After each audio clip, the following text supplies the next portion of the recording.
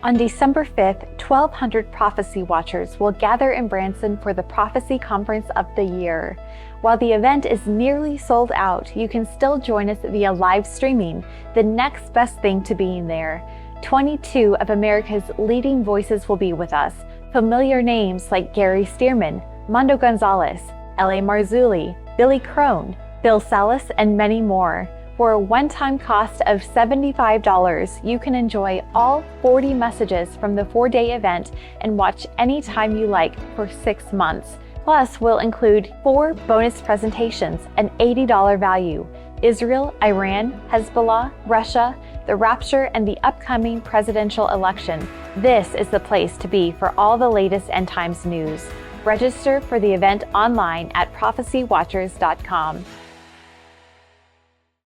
The Homeward Bound Prophecy Conference is almost sold out, but you can still be a part of this exciting event through our streaming option. Simply go to prophecywatchers.com, scroll down, and click on the bright blue streaming banner to register. 25 of the top prophecy teachers will be delivering 64 messages that you can enjoy in the comfort of your own home. As an added bonus, we are including 80 additional past conference messages for your enjoyment. That's 144 messages that are sure to enlighten your walk with Jesus. We're also going to throw in a 1-year subscription to our digital magazine for everyone who registers. 144 messages in our digital magazine delivered to your inbox for a year for only $85. Go to prophecywatchers.com and register today.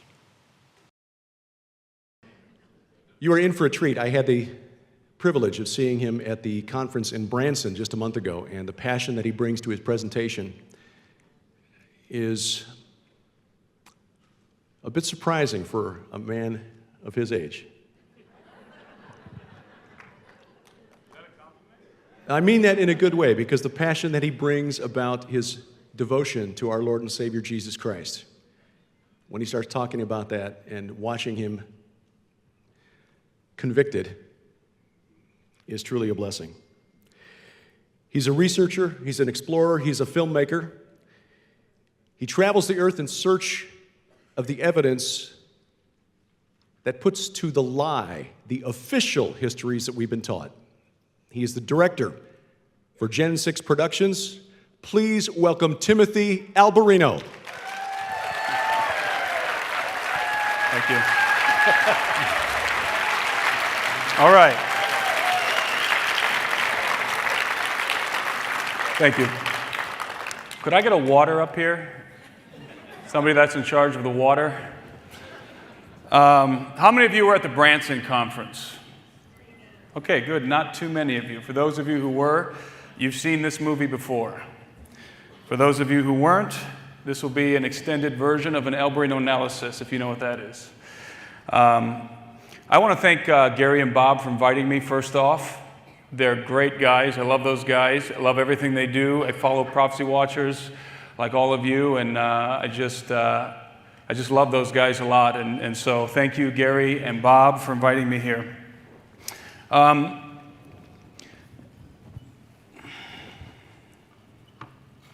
Okay, without any further ado,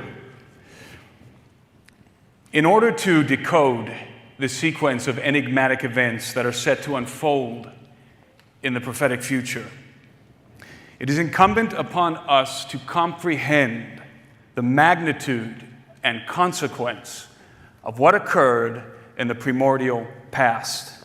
The procession of history, like the orbit of the earth, is going full circle back to the beginning, where it all began. Hence, we can know the end from the beginning. The final chapter of the story is foreshadowed in the first. Genesis is the cipher of Revelation. What has been is what will be, and what has been done is what will be done, and there is nothing new under the sun. Is there a thing of which it is said, "See, this is new"? It has been already in the ages before us. Do we have my slide on the screen? Any attempt to crack the cryptogram of eschatology without employing the cipher of Genesis is an exercise in futility. Scripture foretells of a final world empire that will arise in the earth at the end of the age, symbolized in the motif of the fiery phoenix reborn from the ashes of its incinerated corpse. This last empire will be resurrected from the antediluvian ashes of the first empire, the empire of the gods. The angelic insurrection and subsequent genetic miscegenation that occurred in the earth preceding the flood of Noah will be repeated at the end of the age, before the world is destroyed again, but this time by fire. The acolytes of the mystery schools and high-level Luciferians worldwide, both in the so-called right-hand path of the mysteries, exemplified by Helena Blavatsky and her Theosophists, and those of the more sinister left-hand path, exemplified by Aleister Crowley and his Thelemites, are all laboring toward the same ultimate objective: to usher in a new golden age and resurrect the Atlantean Empire that sank beneath the waves of the Great Flood.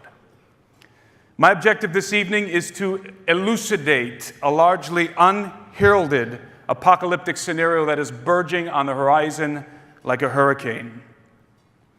This inevitable future contingency will affect every single one of us in profound ways, and indeed already has, as it concerns the increasingly tenuous predicament of our human condition.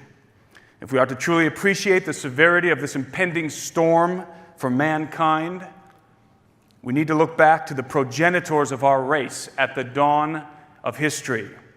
So let's begin by dispensing with the ludicrous propaganda that we have all been subjected to regarding our antediluvian antecedents. From the dawn of history, a better way of life has been man's dream, man's goal. A better way of life, with freedom from the work, the worry, the hazards, the tensions and insecurities of everyday existence. Contrary to popular conception, our prehistoric forebears were not Fred Flintstone and Barney Rubble. We have been intentionally disinformed concerning the nature of the prehistoric world and the caliber of men that inhabited it. Western society is incessantly propagandized with the idea that in the infancy of our species, men were savage imbeciles without knowledge, without technology, and without civilization. Even most Christians, while rejecting the evolutionary model of Darwinism, nevertheless assume an evolutionary paradigm of history. It's merely taken for granted that we are the apex of our species, that our antecedents were vastly inferior to us in every way, that as you move backwards on the timeline of history, you descend from the intellectual superiority of modern men living in the 21st century to the barbarous stupidity of antediluvians living in the prehistoric past. However, this gradual retrograde of civilization that can be traced in the historical record comes to a grinding halt circa 3300 BC. This is that seminal period of time in which historians mark the beginning of civilization attributed to the Sumerians. But in reality, what the date 3300 BC designates is not the beginning, but the abrupt end of an advanced global empire that was liquidated from the face of the earth. The Western ideology concerning the upward progression of civilization, in which mankind has been gradually rediscovering the rudiments of science and technology over the centuries, does not correspond to the reckoning of ancient cultures, many of whom have managed to preserve, at least in part, a testimony of the technological wonders of the old world, the hybrid races that inhabited it, and the cataclysm that brought it to ruin. In a sense, modern man is suffering from a delusion of grandeur, in which he believes himself to be the discoverer of science and the inventor of technology. And yet, the truth is that many of the scientific advances of the 20th and 21st centuries are not new discoveries, but rather rediscoveries of the ancient knowledge that was lost in the flood. Whether we like to admit it or not, the Western mind, both secular and Christian, has been greatly influenced by a Darwinian paradigm of history, which has effectively disarmed us in the face of a crisis the likes of which humanity has never before seen. Ironically, this impending peril for mankind is predicated on the very antithesis of Darwin's theory. Charles Darwin managed to distill from nature the polar reverse of nature's condition. The Darwinist doctrine pertaining to the evolution of the human species assumes genetic ascendancy. According to the evolutionary model, the Homo sapien began his biological ascent as a primordial hominid, and over millions of years gradually mutated into a more sophisticated creature until the blind volition of natural selection conceived you and me. This miraculous ascent from the knuckle-dragging ape to the moonwalking Homo sapien implies a tremendous increase of genetic information and complexity. The problem for evolutionary apologists, and frankly for all of us, is that our species has not been undergoing a process of genetic ascendancy, but rather of genetic entropy, which is to say genetic degeneration. The fact is, the human race has been devolving for thousands of years, and the shocking headline is that the process of degeneration is greatly accelerated in modern man. In order to acquire a more accurate prognosis of our degenerative condition, we need to compare ourselves to the original prototype of our species. Mankind was not designed to be a little higher than the animals, but a little lower than the angels. What is man that you are mindful of him, and the Son of Man that you visit him? For you have made him a little lower than the angels, and you have crowned him with glory and honor. You have made him to have dominion over the works of your hands. You have put all things under his feet. We were designed to be much more magnificent than what we have become. Our progenitor Adam was the prototypical man, the perfect human being. There was not a single aberration in his genetic code. And because his genetic architecture was impeccable, he very likely possessed astonishing capabilities, mental and otherwise, that would be considered superhuman today. He was certainly physically much more robust than we are, mentally more acute, and spiritually more attuned. And then came the fall. In the book of Romans, Paul writes that sin entered the world through one man, and death through sin, and that the wages of sin are death. Paul was not merely waxing poetically. He was describing the physics of the law of sin and death. When Adam sinned, the mechanism of death was activated, and the gears of entropy were set into motion. Mankind and the natural world of his dominion began to devolve. Consequently, as the blueprint of Adam's genome is copied from one generation to the next, it gradually loses information and accumulates deleterious, bad mutations. It degenerates. Modern man is now divorced from Adam, our original genetic blueprint, by hundreds of generations. And the corrosive gears of entropy, the law of sin and death, is manifesting in catastrophic ways. The human species is presently suffering from a crushing load of genetic mutations, precipitating a host of physical, psychological, and spiritual maladies. Quite contrary to what we've been led to believe in textbooks and in movies, in comparison to prehistoric man, modern man is pathetically inferior. Friends, I'm sorry to say, we are all really crappy versions of human beings. In the 1950s, geneticists were growing increasingly concerned about genetic degeneration in the human populace of their day, which they estimated to be occurring at a rate of roughly 0.1 to 0.3 nucleotide mutations per person per generation. Essentially, a genetic mutation is equivalent to a spelling error in a book, in this case, the codex of our DNA.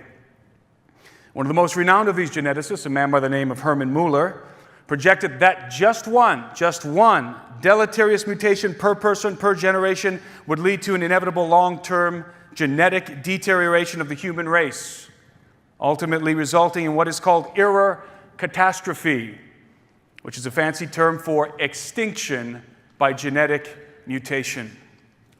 We now know that there are over 1,000 deleterious nucleotide mutations per person per generation. And that is, by many accounts, a conservative estimate. We also know that human fitness, the overall vitality and reproductive quality of our species, is presently declining at a rate of approximately 3 to 5% per generation. What we are witnessing is the beginning stages of a species-wide genetic mutational meltdown that will lead to an inevitable crisis of apocalyptic proportions.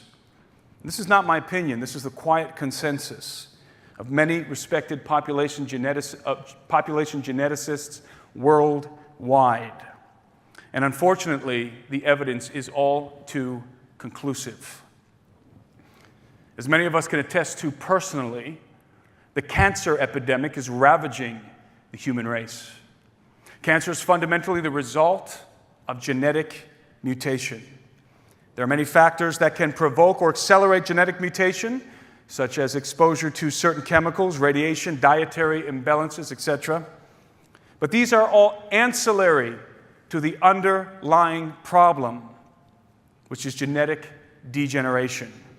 The human genome is decaying. The American Cancer Society has projected that by the end of this year, approximately 1,700,000 new cases of cancer will have been diagnosed in the United States alone. 600,000 people will have died this year alone.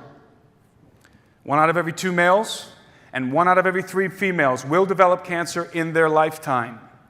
These shocking statistics testify to the crisis of our devolving condition.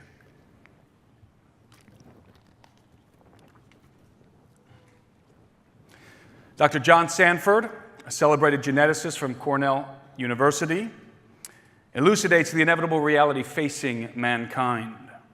The extinction of the human genome appears to be just as certain and deterministic as the extinction of stars, the death of organisms, and the heat death of the universe. The cancer epidemic is just one of many indications that our genetic clock is expiring. There are a host of other warning signs manifesting in the aggregate of the human species. But like cancer, we have simply assimilated them into our lives, as if their occurrence were perfectly normal. Instead of evacuating the building when the fire alarm goes off, we've just got used to the noise and carry on as if the building were not burning to the ground. The reason why we are so content to absorb these terrible afflictions into our subconscious without being utterly dismayed by their dire implications is because the crutch of technology has given us a false sense of confidence. We have a facade of fitness sustained by technological props, which have only been available to society within the last century. Before the pivotal advances in medical science during the 20th century, we had no way of buttressing our genetic weakness. And as a result, simple maladies were wiping out mass populations all over the world. The average life expectancy in the 19th century was 40 years old. Of course, the infant mortality rate was off the charts back then, and poor hygiene practices were contributing to the widespread proliferation of pathogens. But again, the underlying problem was and is genetic degeneration. It's a simple equation the more we degenerate, the easier it is to kill us. If we were as genetically robust as our antediluvian antecedents, our bodies would easily overcome many of the diseases that now require the assistance of pharmaceuticals to subdue. So in summation, there are two essential points that I want you to distill from all of this as we move forward. First, that antediluvian man was superior to us in every way. And second, that modern man is facing a crisis of mutational meltdown that will ultimately render the human genome inviable. We've been discussing the human component in the equation of the pre-flood age and its prophetic implications, but I want to turn our attention onto what we might call the angelic component. Throughout the Bible, we are presented with a fascinating interplay between men and angels. But what exactly are angels? The word angel, malach in the Hebrew and angelos in the Greek, simply means messenger, an envoy, one who is sent. There's likely a multifarious array of different species among the hosts of heaven, but the angels that interact with human beings on the earth always have the appearance of men, at least in the scriptures. So much do they apparently resemble us, or rather, we resemble them, that the writer of Hebrews, while encouraging the church not to forget to entertain strangers, includes the curious addendum. For by doing so, some have unwittingly entertained angels. Quite contrary to Renaissance imagery, there are no female angels recorded in the scriptures. In fact, a feminine form of the Greek word angelos does not even exist. Except in the case of seraphim and cherubim, which are esoteric creatures subject to interpretation, angels are never depicted in the Bible with wings. We do, however, often find them in possession of technology, such as vehicles of conveyance and weapons of war, which infers scientific knowledge. They have a spoken and written language. In fact, they keep records. They have a sophisticated governmental hierarchy, including a military. They sing and compose music, which infers creativity and an artistic aptitude. It is also apparent that angels can eat and drink. They do so on several occasions in the scriptures. Incidentally, we also see Jesus eating fish and bread after the resurrection. I don't believe that the angels and the resurrected Christ were eating and drinking for our amusement. It seems evident that the consumption of food is not unique to the earth. After all, the Israelites ate the bread of heaven in the wilderness. It was called manna. We know that some angels deliver messages, some engage in warfare, some execute the judgment of God, and some minister to men, but we are never explicitly told who or what exactly they are. The question seems to be left for us to extrapolate. So let's extrapolate. Angels have scientific knowledge. They utilize technology. They have a spoken and written language. They keep records. They have a governmental hierarchy. They compose music, and they indulge in food and drink. These are the hallmarks of society and culture. What we're dealing with is a highly advanced civilization that predates our own. Mankind is not the inventor, but the inheritor of civilization, the beneficiary of an extraterrestrial society, culture, and science. And of course, by extraterrestrial, I mean not of the earth, non-telluric. The truth is that human beings are not all that different from their angelic counterparts. That is, if by human beings, we mean Adam, our original genetic blueprint. The problem for us is that we have lost the ability to perceive the hyperdimensions in which they traffic.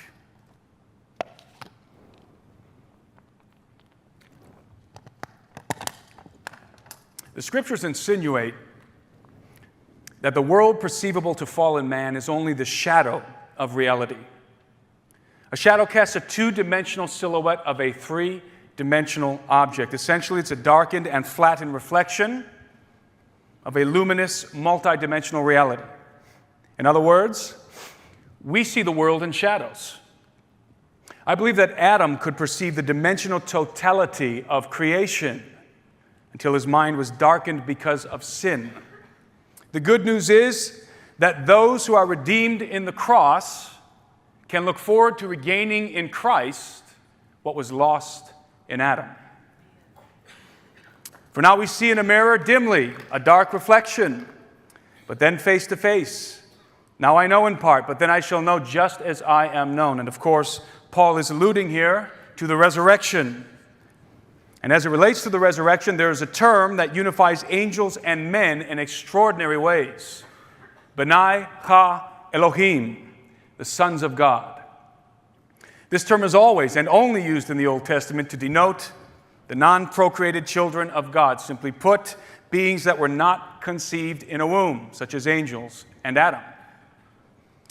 It is a designation of paternity, origin, and estate. During God's dialogue with Job, he asked Job, rhetorically, if he was there when the foundations of the earth were laid, when the morning stars sang together, and all the sons of God shouted for joy. These sons of God were witnesses to the creation of planet Earth and may pre-exist mankind by eons of time. The term carries over into the New Testament, where it maintains its Old Testament meaning, but is now applicable to the sons of men, who through Christ can become the sons of God. But as many as received him, Jesus, to them gave he the power to become the sons of God, even to them that believe on his name, which were born not of blood, nor of the will of the flesh, nor of the will of man, but of God. Now, this particular verse has been mangled and twisted to undergird all kinds of strange theology. But the meaning is explicit if we allow the term sons of God to maintain its original context. Those who were born not of blood, nor of the will of the flesh, nor of the will of man, are the sons of God. I suspect that every one of us in this auditorium was conceived in a womb as the result of the fleshly will of our human parents. John is not saying that those who believe in Jesus are already the sons of God, but rather are given power to become the sons of God. This power is the hope of the gospel. It's the resurrection. Jesus answered and said to them, the sons of this age marry and are given in marriage with those who are counted worthy to attain that age and the resurrection from the dead, neither marry nor are given in marriage, nor can they die anymore. For they are equal to the angels and are sons of God, being sons of the resurrection. Those of us who believe in Jesus are on a trajectory to become the sons of God, equal to the angels in respect to their immortal condition and hyperdimensional nature, which is essentially a reset of mankind to his original blueprint.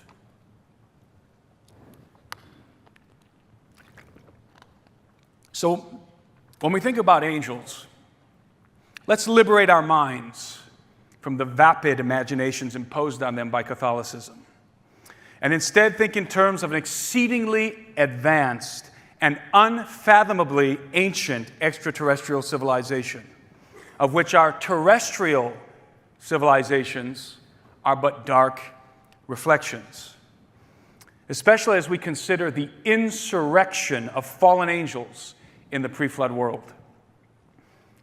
The Genesis 6 affair introduces us to a specific delegation among the hosts of heaven. In the Masoretic text, the translation of the Old Testament that most of you are familiar with, these beings are referred to by the nature of their estate, the sons of God. Likewise, the Septuagint, the Greek translation familiar to the early church, calls them the angels of God, which consequently invalidates the ridiculous Sethite nonsense, for those of you who are familiar with the sons of Seth theory. However, Hebrew tradition, as well as numerous extra-biblical sources, designate these beings with the Aramaic word irene, rendered in the Greek as egregori, and in the English as watchers. The word watcher denotes occupation rather than classification or kind. But there is some dispute as to what exactly the occupation of the watchers was. Some argue that these entities are called watchers because they were appointed to watch over the affairs of men. Others contend that the watchers are synonymous with the seraphim who guard or watch over the throne of God. What is incontestable is that whatever the occupation of these beings, they became enamored with the daughters of men and committed one of the most grievous sins recorded in the Scriptures, evidenced by the severity and swiftness of their judgment. They procreated an unsanctioned race of hybrid entities in the earth. When taken together, the primary biblical and extra-biblical accounts, sources pertaining to the watchers, the book of Genesis, the book of Enoch, the book of Giants, and the book of Jubilees, relate the following story. And of course, this is a very abridged version of events, and many of you are familiar with these events, but we're going to review them quickly. The story begins with a company of 200 watchers who are enamored with the daughters of men. Their forbidden desires are betrayed in a line of dialogue recorded in the book of Enoch. Come, let us choose wives from among the children of men and beget us children. Now, I'm going to suggest to you this evening that the insurrection of the watchers was catalyzed by one primary vice: envy. The watchers were envious of men. Specifically, there are three things they coveted. First, females. Men were given a special gift that was never granted to the sons of God: a female counterpart, a wife. The watchers lusted after human women and envied men for their wives. Second, offspring. Because men had female counterparts, they could procreate. Procreation is a privilege not afforded the children of heaven. This is why abortion is such an abomination and promoted so vigorously by the enemies of mankind. They envy our ability to reproduce offspring. Third, dominion. Men were given dominion of planet Earth. This is perhaps the most important and most overlooked aspect of the fall of the watchers, especially as it relates to the end of the age. The watchers coveted man's dominion of the earth. So, burning with envy and lust, the watchers bind themselves with an oath of mutual implications and willfully rebel against God. They abandon their heavenly abode and descend to the earth on the summit of Mount Hermon in the days of Jared. Understand that the descent of the watchers does not merely imply a change of locality from heaven to earth, but a change of nature. They abandoned their heavenly bodies. This becomes clear when the appropriate hermeneutics are applied to a critical passage pertaining to the watchers in the book of Jude. Pertaining to the watchers. And the angels who did not keep their proper domain but left their own abode, He has reserved in everlasting chains under darkness for the judgment of the great day. The word abode in this verse is okaterion in the Greek, which is most commonly used to describe a bodily residence. Jude's choice of the word okaterion to designate that which the watchers left in their heavenly domain cannot be coincidental, as it only appears in one other passage of the New Testament. For we know that if our earthly house, this tent, is destroyed, we have a building from God, a house not made with hands, eternal in the heavens. For in this we groan, earnestly desiring to be clothed with our habitation, which is from heaven. The word habitation here is okaterion.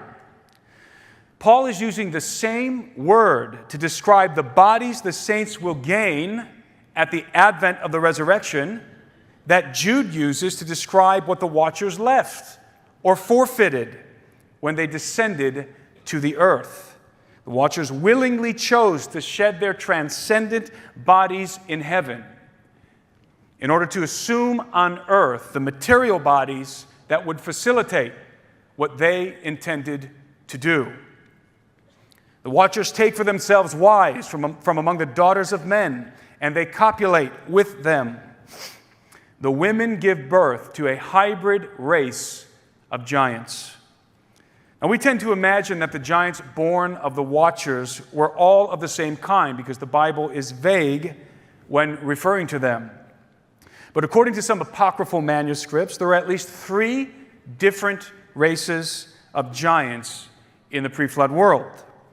The Greek translation of the book of Enoch records, "And they, the women, bore to them, the Watchers, 3 races. First, the great giants.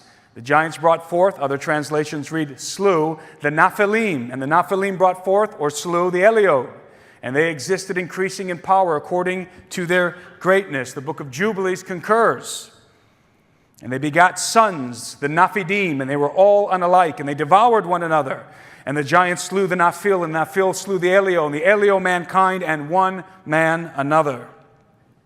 So, according to Hebrew tradition, there were divergent races, or successive races of giants in the earth before the flood that differed in both appearance and prowess from one another.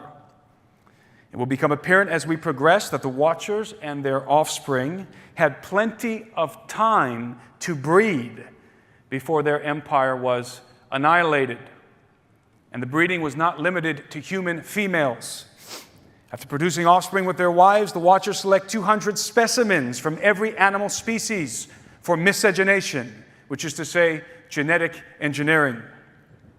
The animals give birth to sentient monsters. The Book of Giants, discovered among the Dead Sea Scrolls, expounds on Enoch's narrative concerning the activity of the Watchers and their hybrid offspring. Although the manuscript is damaged and highly fragmented, the pieces that are left to us paint a lurid picture. 200 donkeys, 200 asses, 200 rams of the flock, 200 goats, 200 beasts of the field from every animal, from every bird, were selected for miscegenation. They defiled, they begot giants and monsters. They begot, and behold, all the earth was corrupted.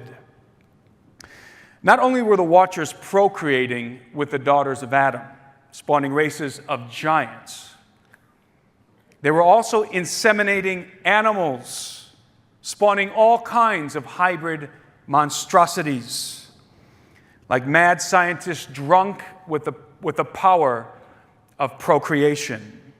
The Watchers were using their own DNA to genetically modify the creatures of earth into perverted images of their own likeness.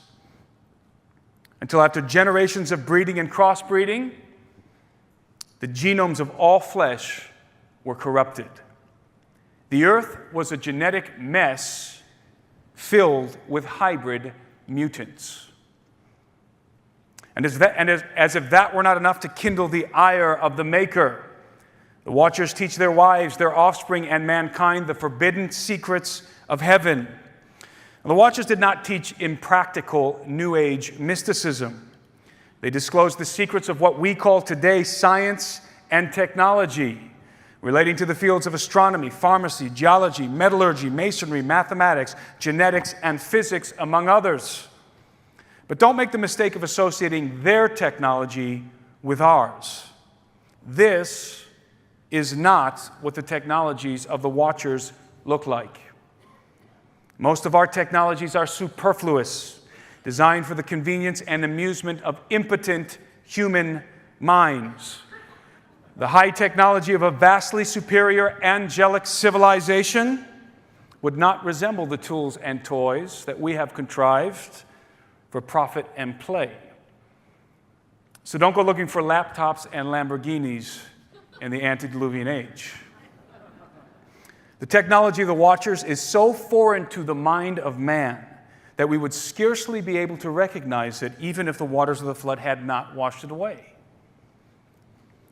So complete was the destruction of the old world that the only evidence left standing to testify of its technological superiority are the megalithic edifices that were constructed with solid stone.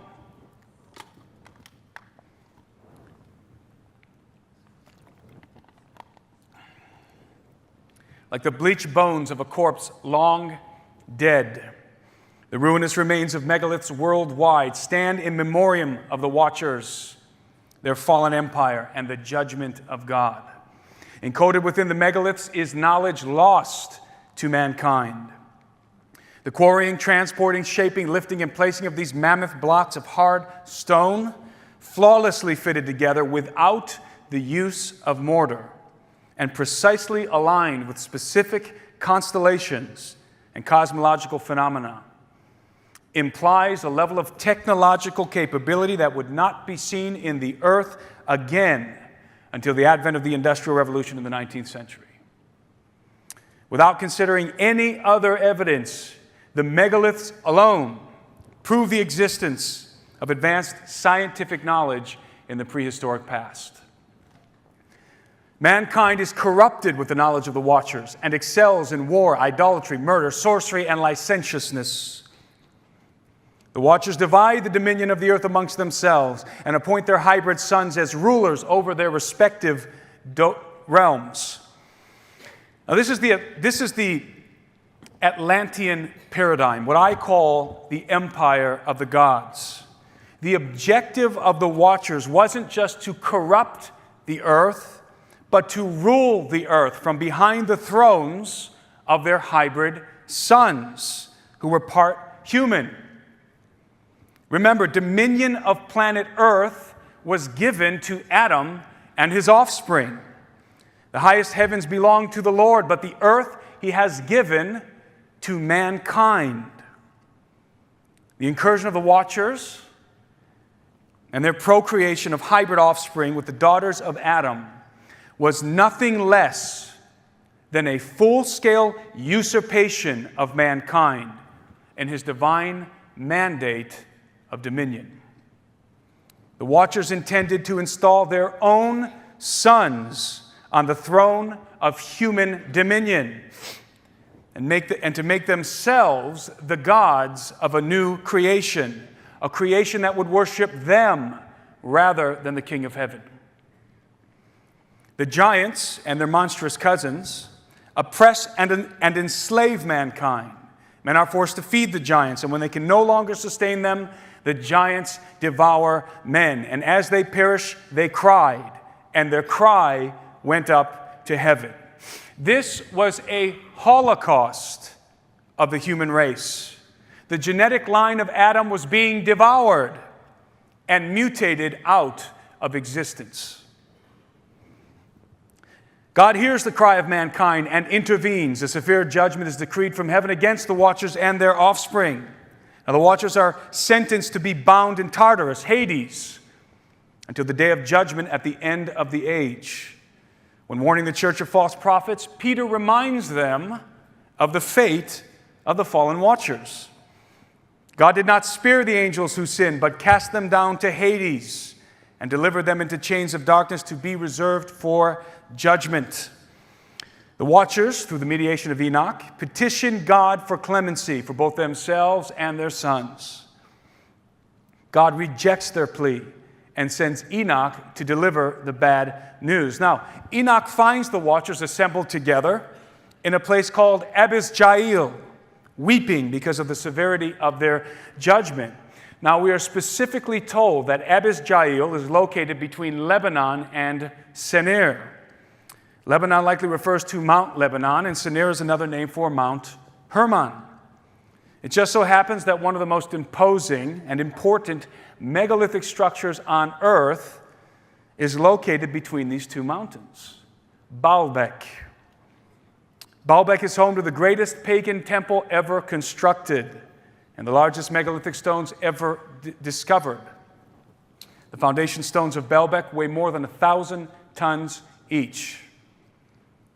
Although the Romans built a temple to Jupiter on top of its megalithic foundations, there can be no doubt that Baalbek was constructed in the pre-flood age. Not even the archaeologists will dispute that. I believe it was a temple built by the giants in dedication to their angelic fathers. It very likely served as the epicenter of the Watchers' empire on earth. It makes sense then that they would be gathered together at Baalbek awaiting Enoch with the verdict from heaven. After rejecting the petition of the watchers, God dispatches angels to bind them hand and foot. But before they are cast into Hades, they are forced to witness the destruction of their beloved sons.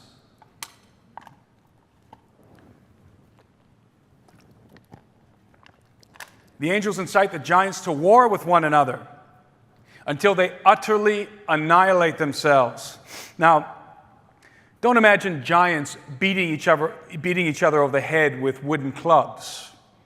This was a hybrid world war. Kingdom against kingdom, race against race, bringing to battle the advanced weaponry of an angelic civilization. This was a futuristic war. This was not giant cavemen beating each other with sticks and stones. And of course, the story ends with a cataclysmic flood that lays waste to the empire of the gods, cleansing the earth of their abominable offspring and their mutant genes. Now, much of what I just summarized was probably already known to many of you, but what most people don't realize is just how much time elapsed from the descent of the watchers to the cataclysm of the flood. In Genesis 5, we are provided with a genealogy of the antediluvian patriarchs, beginning with Adam and ending with the sons of Noah. According to the Septuagint, from Adam to the flood, which occurred in the year Methuselah died, some 2,256 years transpired.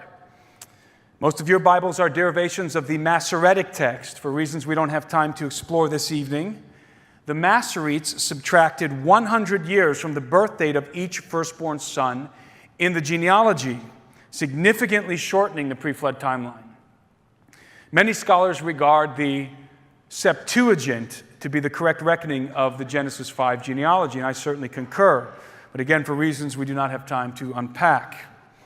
The book of Enoch tells us that the watchers descended in the days of Jared. In fact, the name Jared means descent in Hebrew. From the birth of Jared to the flood of Noah, some 1,296 years transpired. Folks, that's well over 1,000 years for the genetic miscreants of the watchers to propagate all over the earth. 1,000 years of watchers begetting giants, and giants begetting more giants, and watchers begetting monsters, and monsters begetting more monsters. It's also 1,000 years for the proliferation of the secret scientific knowledge that the watchers disclosed. Great cities were constructed, kingdoms were forged, and a unified hybrid empire expanded over the whole earth.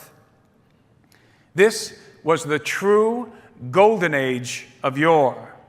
The gods were dwelling among men, mingling their DNA with the genomes of terrestrial life, teaching forbidden knowledge, and hijacking for themselves the veneration that belonged to the King of Heaven.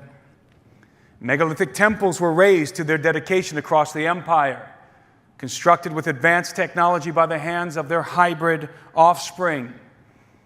These temples did not memorialize distant mythological deities from ages past, but the living gods who walked among men, visiting the temples in the flesh to receive the adoration and human sacrifice offered by their mutant creations. Other megalithic edifices were devised, some for technological purposes, some for astronomical calculations, and some, perhaps, as fortifications against the wrath of heaven that was sure to befall. Now, I am persuaded that the megaliths worldwide were erected during the golden age of the gods, approximately 5,000 to 7,000 years ago. We can see that indicated on the timeline. Many of the ancient cultures, such as the Sumerians, the Egyptians, the Greeks, and the Romans, attributed the megaliths to the gods. And you find this all over the earth. They are also attributed to the offspring of the gods, the demigods. Again, this can be traced in all of the major the major mythos of the different cultures, of the ancient cultures across the earth. In fact, the word that we use to this day to describe the advanced masonry employed in the construction of megaliths is associated with the Cyclopes, who were the children of the gods in Greek and Roman lore. Cyclopean masonry is the trademark of megaliths worldwide. One thing we can say about the megaliths with certainty is that their building employed the Hermetic principle, as above, so below. There is a clear association between the megaliths and the cosmos, particularly with the planet Mars. I believe that the fallen angels were attempting to recreate on Earth the pre-Adamic empire that once existed on Mars and elsewhere in the cosmos. The megaliths themselves, at least many of them, may have been built on top of far more ancient foundations belonging to a pre-Adamic age. But this is strictly a matter of speculation. There's no way that we could ever prove that. The general theme of Genesis 6, the gods that mingled with men, their demigod offspring, and the cataclysm that destroyed their world, has been preserved in one form or another by every primary ancient culture on earth. However, in stark contrast to the Hebrew narrative, the Watchers are often portrayed as Promethean archetypes, benevolent beings that descended from heaven to civilize mankind and to usher in a golden age of prosperity, of peace and knowledge, in which men and gods dwelt together in harmony. And that is the narrative, of course, of the occult. This is certainly the doctrine of the mystery schools, which are the occult priesthoods, going all the way back to Sumer and ancient Egypt, committed to the preservation of arcane knowledge, i.e., the knowledge of the Watchers. Within the mystery schools, the Golden Age is often typified by the mythical lands and cities of Lemuria, Thule, Mul, Hyperborea, Shambhala, and Atlantis, among others. The legend of Atlantis is particularly significant. Not only does it serve as an allegory of the Golden Age, it also happens to precisely correlate with biblical prophecy concerning the end of the age. According to Plato and Manly P. Hall, the story of Atlantis begins with the gods dividing dominion of the earth amongst themselves. Each of the gods is apportioned a realm in which a temple is erected to his veneration and sacrifices are instituted for his appeasement. Poseidon receives for his lot the island of Atlantis. He becomes enamored with the human woman and takes her to wife. The woman gives birth to 5 pairs of hybrid sons, 10 in all, who become the kings of Poseidon's Atlantean empire. The dominion of the empire is divided between the 10 hybrid kings who are bound together in a league and rule over 7 islands. 10 kings bound together in a league, ruling over 7 domains, is prophesied in the book of Revelation concerning the end of the age. And another sign appeared in heaven. Behold, a great fiery red dragon having 7 heads and 10 horns and 7 diadems on his heads. The 10 horns of the dragon are 10 kings, and the 7 heads crowned with 7 diadems are the 7 domains over which they rule, which I believe to signify world dominion, 7 being the number of completeness in the Scriptures. This red dragon, identified in Revelation 20 as the devil, gives his authority to a beast that rises up out of the sea. And I saw a beast rising up out of the sea, having 7 heads and 10 horns, and on his horns 10 crowns, and on his heads a blasphemous name. The dragon gave him his power, his throne, and great authority. The beast is symbolic of an earthly kingdom with 10 kings that directly reflect the dragon and his kingdom. The 10 kings of the earthly kingdom are imbued with the authority of the 10 kings of the dragon's kingdom. Notice that this beast rises up out of the sea. Atlantis, symbolic of the Watcher's kingdom, sink into the depths of the sea. It is my opinion, and please take this with a grain of salt, that the beast rising up out of the sea is a prophetic allusion to the re-emergence of the empire of the gods that was inundated in the waters of the great flood over 5,000 years ago. Furthermore, I suspect that like the 10 sons of Poseidon, the 10 kings of the earthly kingdom receive their power and authority from their fathers, who are fallen angels and rulers in Satan's kingdom. In other words, it's Genesis 6 2.0. This suspicion of mine appears to be validated in the 2nd chapter of Daniel, where King Nebuchadnezzar has a dream of a great statue, the head of which was made of gold, the chest and arms of silver, the midsection of bronze, and the legs of iron. And the feet were made of iron mixed with clay. The statue's compartmentalized sections, cast in distinctive metals, represent 5 empires that would arise before the end of the age. Now, Daniel informs Nebuchadnezzar that the first empire identified in the statue, the head of gold, was his own dominion, the kingdom of Babylon, and that the other 4 would precede him. With history in hindsight, we can verify the astounding accuracy of Daniel's prophecy regarding Nebuchadnezzar's statue. The chest and arms of silver were the successive kingdoms of the Medes and Persians. The midsection of bronze was the empire of the Greeks. The legs of iron were representative of the Roman Empire, which, just as the statue depicted, would ultimately be divided into 2 kingdoms, the Western Empire and the Eastern Empire, also known as the Byzantine Empire. The final empire, represented in the statue, is depicted in the feet with 10 toes, which are cast in iron mixed with miry clay. This is the empire of the dragon and the beast from Revelation. As is the case in most biblical prophecies, there are multiple dimensions of interpretation built into the symbology. The metaphor of iron mixed with clay in the feet and toes of Nebuchadnezzar's statue is twofold. First, it represents a fractured kingdom.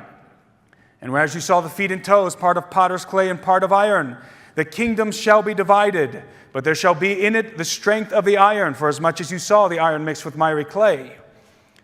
And as the toes of the feet were part of iron and part of clay, so the kingdom shall be partly strong and partly broken. But the metaphor of iron mixed with clay does not stop there. It continues.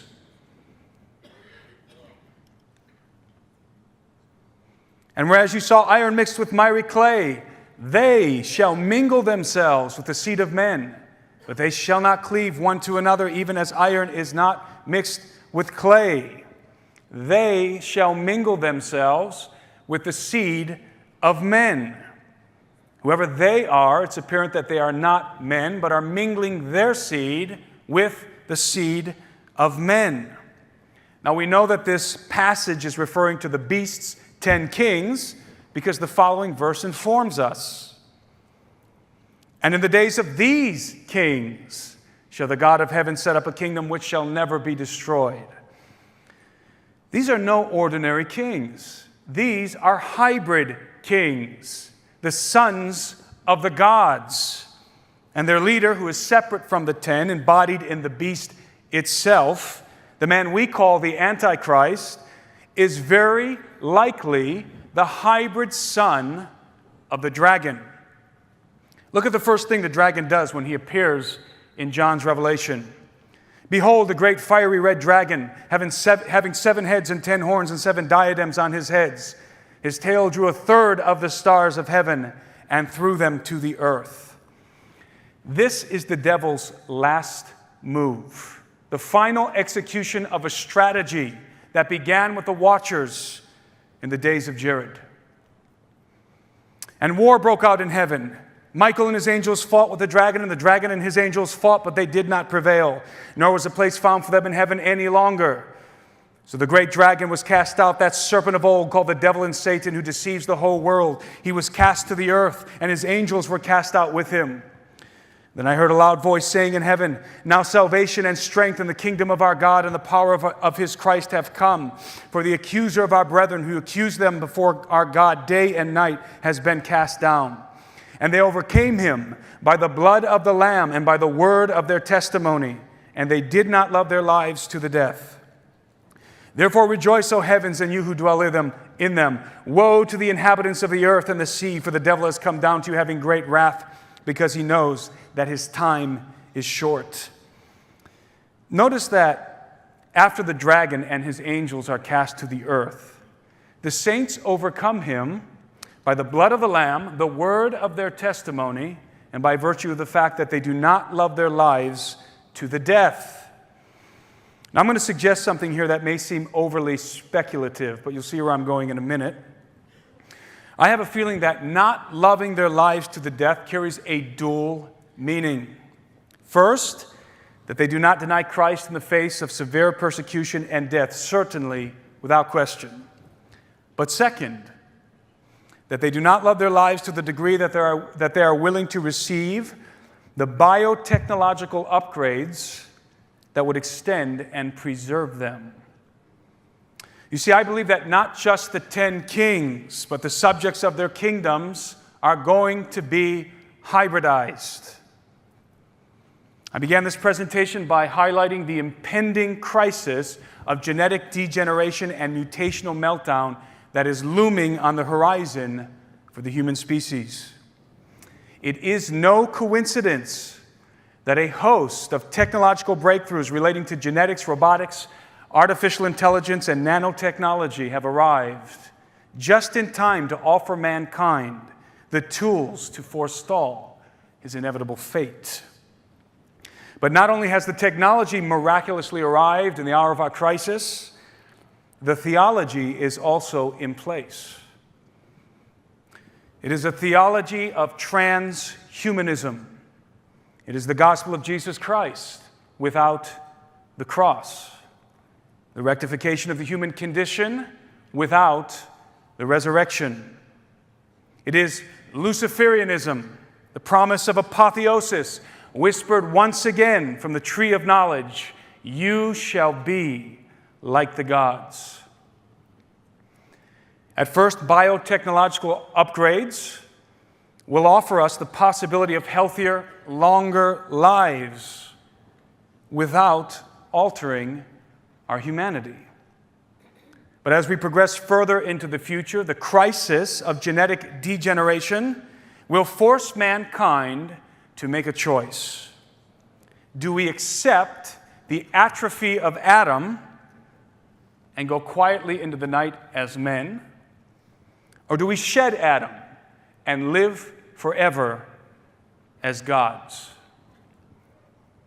You see, the only way that humanity can truly avert the mortal decay inherent in the human condition is to become something other than human. I believe that the transhumanist doctrine and the technologies that facilitate it are designed to acclimate the human race in anticipation of the event that will catalyze the full-scale hybridization of mankind, the return of the gods, and the resurgence of the Golden Age.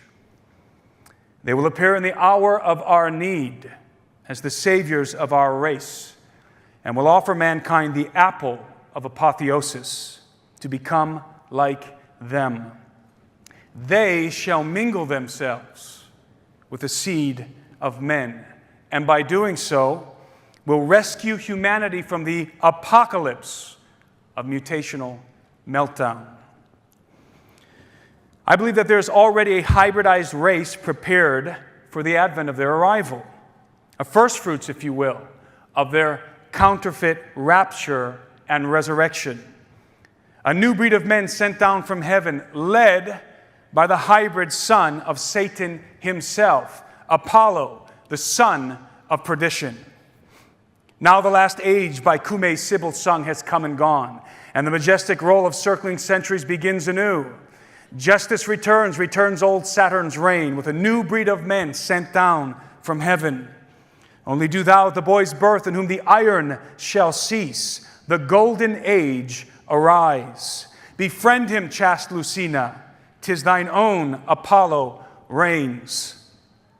He shall receive the life of gods, and see heroes with gods commingling, and himself be seen of them, and with his Father's worth reign over a world at peace. Assume thy greatness, for the time draws nigh, dear child of the gods, great progeny of Jove. See how it totters, the world's orbed might, earth and wide ocean and the vault profound, all see enraptured of the coming time. Now these stanzas were penned around 40 BC by the Roman poet Virgil, more than a century before the book of Revelation was written by John. They recite an ancient pagan prophecy uttered by the Cumaean Sibyl, the oracle of Apollo. It is from this poem that the phrase Novus Ordo Seclorum, New World Order, is derived. Like the second chapter of Daniel and the book of Revelation, the prophecy of the Cumaean Sibyl foretells the reemergence of the Golden Age, in which the gods and men commingle, and Apollo, the hybrid son of Satan, rules over the earth. And Satan is equivalent to Jove, Jupiter, in the Roman pantheon.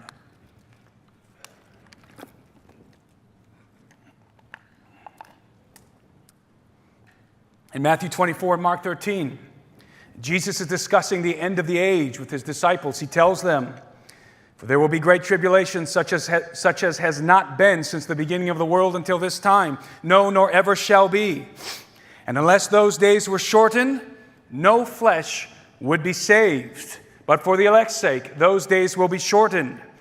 The phrase, "no flesh would be saved," can also be rendered, "no flesh would be able to be saved."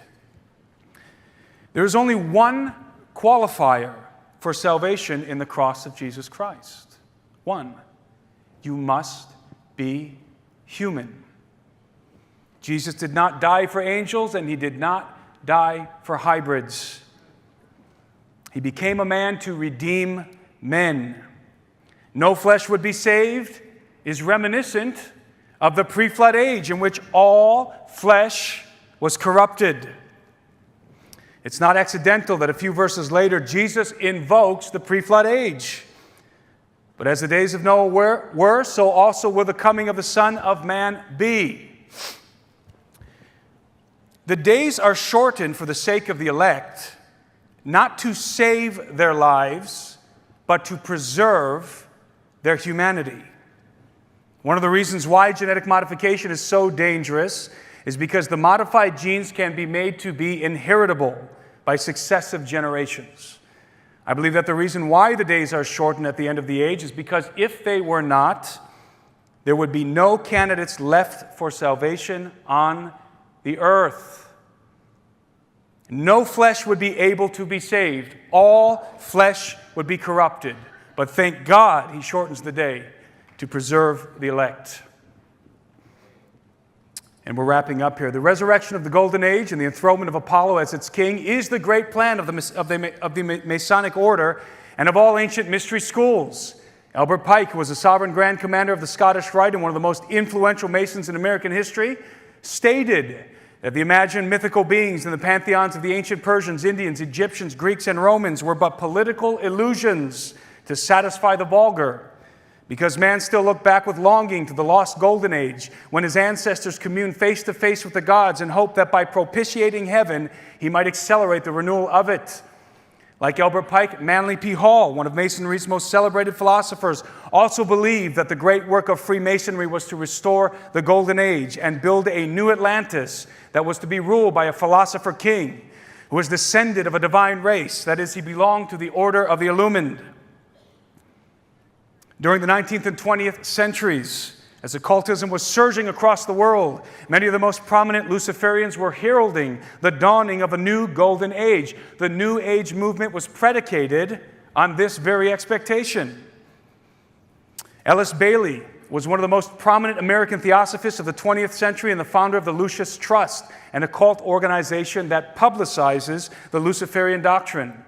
Bailey was an acolyte of H.P. Blavatsky, and like Blavatsky, worked for the Brotherhood of Masters, who she referred to as the hierarchy.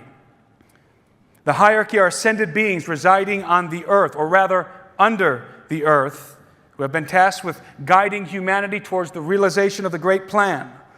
While channeling one of these beings, Bailey wrote concerning the advent of Christ's reappearance, which we would call the coming of the Antichrist. It will then be possible for the hierarchy, the Church of Christ hitherto invisible, to externalize itself and to function openly upon the physical plane. This will indicate a return to the situation which existed in Atlantean days when, to use Bible symbology, God himself walked among men, and the members of the spiritual hierarchy were openly guiding and directing the affairs of humanity as man's innate freedom permitted. Now, in the immediate future, this will happen again. The masters will walk openly among men. The Christ will reappear in physical presence. Another thing that will happen will be that the ancient mysteries will be restored and the ancient landmarks will again be recognized. Those landmarks which Masonry has so earnestly preserved and which have hitherto securely embalmed in the Masonic rituals, waiting the day of restoration and resurrection. The day of restoration and resurrection. It's the Bible upside down. The inversion of the gospel of Jesus Christ. For the Luciferian, the day of restoration and resurrection is the return of the golden age, when the philosopher king, the son of Lucifer, is enthroned, and men become like the fallen gods. But for the believer in Jesus, the day of restoration and resurrection is when the dead in Christ are raised to become like him. For if we have been united together in the likeness of his death, certainly we also shall be in the likeness of his resurrection. The gospel of Jesus Christ is the rectification of the human condition. It is the restoration of the human race. What was lost in Adam is regained in the Son of Man, the second Adam, who conquered sin and death on the cross and rose from the grave to give us life. But in fact, Christ has been raised from the dead, the first fruits of those who have fallen asleep. For as by a man, Adam, came death, by a man, Jesus, has come also the resurrection of the dead. For as in Adam all die, so also in Christ shall all be made alive. The resurrection is the only hope for mankind. All other promises of restoration and immortality are Antichrist.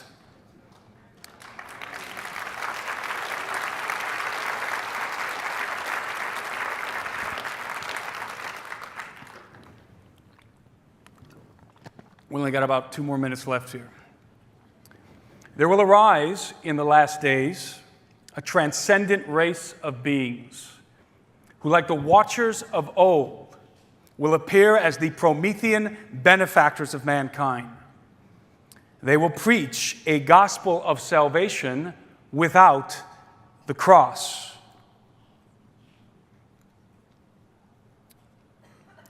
The restoration of the human race without the resurrection. They will usher in a new golden age and reinstate the empire of the gods, a new Atlantis. In one last insurrection, the hybrid kings of the earth and their fallen angel fathers will lead mankind against the Lord and against his anointed. Why do the nations rage and the people plot a vain thing? The kings of the earth set themselves, and the rulers take counsel together against the Lord and against his anointed, saying, let us break their bonds in pieces and cast away their cords from us. He who sits in the heavens shall laugh. The Lord shall hold them in derision. Then he shall speak to them in his wrath and distress them in his deep displeasure. Yet have I set my king on my holy hill of Zion. Nebuchadnezzar's dream foretells the fate of the beast's hybrid empire. A stone was cut out without hands, which struck the image on its feet of iron and clay and broke them in pieces. Then the iron, the clay, the bronze, the silver, and the gold were crushed together and became like chaff from the summer threshing floors. The wind carried them away so that no trace of them was found. And the stone that struck the image became a great mountain and filled the whole earth. This mountain is the kingdom of the King of Kings and the Lord of Lords. Jesus is the second Adam and the rightful ruler of Adam's domain, who redeems and restores Adam's offspring to the Father. Satan will attempt to install his own son, the man of sin, on the throne that belongs to the Son of Man. But he will fail, because there is only one who is worthy to take the deed of dominion that was given to Adam in the beginning and rule over the earth.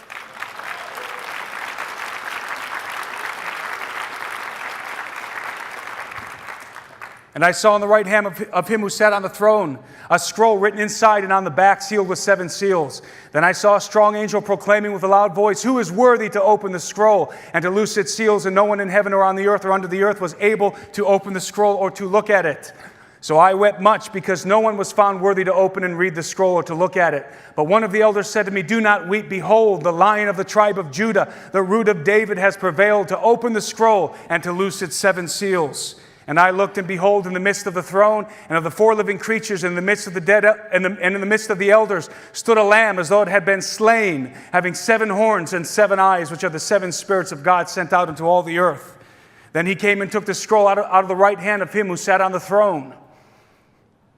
Now when he had taken the scroll, the 4 living creatures and the 24 elders fell down before the Lamb, each having a harp and golden bowls full of incense, which are the prayers of the saints. And they sang a new song, saying, "You are worthy to take the scroll and to open its seals, for you were slain and have redeemed us to God by your blood out of every tribe and tongue and people and nation, and have made us kings and priests to our God, and we shall reign on the earth." Then I looked, and I heard a voice of many angels around the throne, the living creatures and the elders, and the number of them was 10,000 times 10,000, and thousands of thousands, saying with a loud voice, "Worthy is the Lamb who was slain to receive power and riches and wisdom and strength and honor and glory and blessing."